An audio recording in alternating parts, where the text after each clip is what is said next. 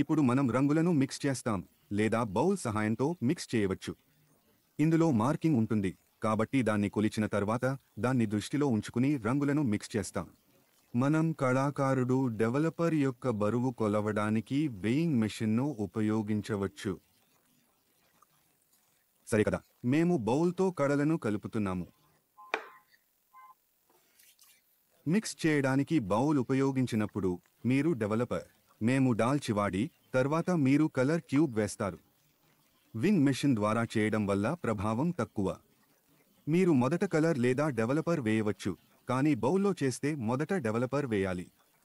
ఈ సందర్భంలో మేము హాఫ్ కలర్ మిక్స్ చేయబోతున్నాము, అందుకు డెవలపర్ అవసరం.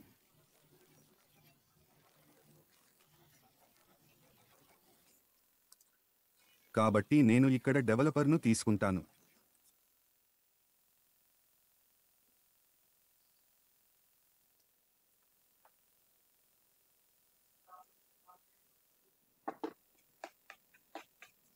మనం మిక్స్ చేద్దాం.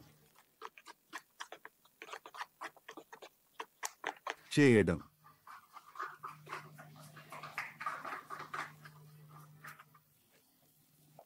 మీకు పక్కన గ్రే జుట్టు ఎక్కువగా కనిపిస్తే మేము జుట్టు రంగు వేసేటప్పుడు జాగ్రత్తగా కవర్ చేస్తాము, అందువల్ల రంగు జుట్టు రేఖను సులభంగా దాటదు.